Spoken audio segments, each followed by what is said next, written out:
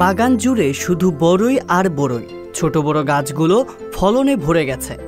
থোকায় থোকায় বড়ই নুয়ে পড়েছে পুরো বাগান। এমনই এক বড়ই বাগান করে চমক সৃষ্টি করেছেন কৃষক আমানুল্লাহ আমান। রানীশংকৈল উপজেলার করনাইট কুমারগঞ্জের বাসিন্দা আমানুল্লাহ আমান টেলিভিশনে বড়ই চাষের সফলতার গল্প দেখে মুগ্ধ হন তিনি। সিদ্ধান্ত নেন বড়ই বাগান করার। 4 বছর আগে খুলনা থেকে 500 গাছের চারা নিয়ে আসেন তিনি। বাড়ির পাশে আবাদি জমিতে শুরু করেন বাগান। 9 মাস পর থেকে গাছে ফলন আসা শুরু করে তারপর থেকে আর ফিরে তাকাতে হয়নি তাকে। বর্তমানে তার বাগানে 5.5 বিঘা জমিতে 450টি কাশ্মীরি ও বলসুন্দরী প্রজাতির বড়ই গাছ রয়েছে। গেল 4 বছরে প্রতিবারে 4 থেকে 5 লাখ টাকার বড়ই বিক্রি করেছেন তিনি। তবে এবারে ফলন দ্বিগুণ হওয়ায় প্রায় 8 থেকে 10 লাখ টাকার বড়ই বিক্রির আশা তার। টিভিতে দেখলাম তো খুলনা ওই সাইডে বড়ইয়ের আবাদ হচ্ছে এবং লাভজনক।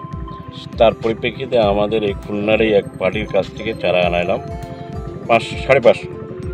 তা আমার এই জমিতে 450 চারা হইল। 450 চারা লাগার পর প্রথম বছরেই কিন্তু আমার গাছ 9 মাসের মধ্যে ডেভেলপ এবং ফল আসে গেছিলো আর কি। প্রথম বছরে প্রায় 5.5-6 লাখ টাকার মতন বিক্রি করছিলাম। এইবার যদি বাজার ভালো থাকে তা 8-10 লাখ টাকা হয়তো আসবে। প্রতিনিয়ত বাগানে পরিচর্যার কাজ করে থাকেন শ্রমিকেরা। বড়ই গাছের যত্ন, রোগবালাই নিধনে ব্যবস্থা সহ দেখাশোনা করে থাকেন তারা। আগাছা সাফ করি, আবার তুলে বেচি, এটা আমার সংসার চলে, মহাজনের সংসার চলে। সার সুর দিই, যত্ন করি, গাছগুলোকে দেখাশোনা করি, আর ওরা দিন হাজিরা আমাদেরকে দেয়। আমানের এমন সাফল্য নজর কেড়েছে বেকার যুবকদের। তার বাগানে এসে সফলতার গল্প শুনে আগ্রহী হয়ে উঠছেন অনেকেই। নানা পরামর্শ নিয়ে বাগান শুরু করার কথা জানান দর্শনার্থীরা। আজকেও আমি এই বাগানে আসলাম, এসে দেখলাম গতবারের থেকে এবার অনেক ফলন এবং বড়ও অনেক ভালো হয়েছে। দাম ভালো থাকলে আমিও একটু বাগানের করার একটু চিন্তা ভাবনা করতেছি। চলে আসলাম দেখতে যে আমার ভাই কী বাগান করতেছে, যা দেখে অদ্ভুত ব্যাপার। আরও কুল পারে খাচ্ছি করতেছি, এত মিষ্টি আমি বহু জায়গায় বড়ই খাইছি। এরকম মিষ্টতা আমার মনে অসম্ভব মিষ্টতা।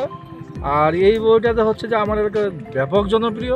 জেলা কৃষি অফিসের দেওয়া তথ্য মতে জেলায় 7 হেক্টর জমিতে 14টি বড়ই বাগান রয়েছে।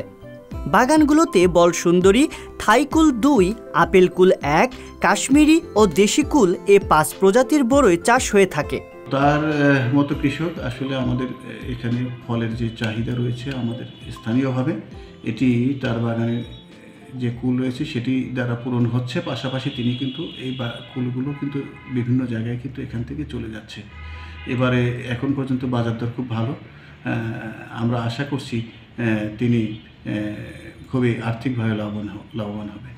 সংবাদ, ফিচার ও অনুষ্ঠানের জন্য ভিজিট করুন সংবাদ প্রকাশের ওয়েবসাইট এবং যুক্ত থাকুন ফেসবুক পেজ ও ইউটিউব চ্যানেলের সঙ্গে।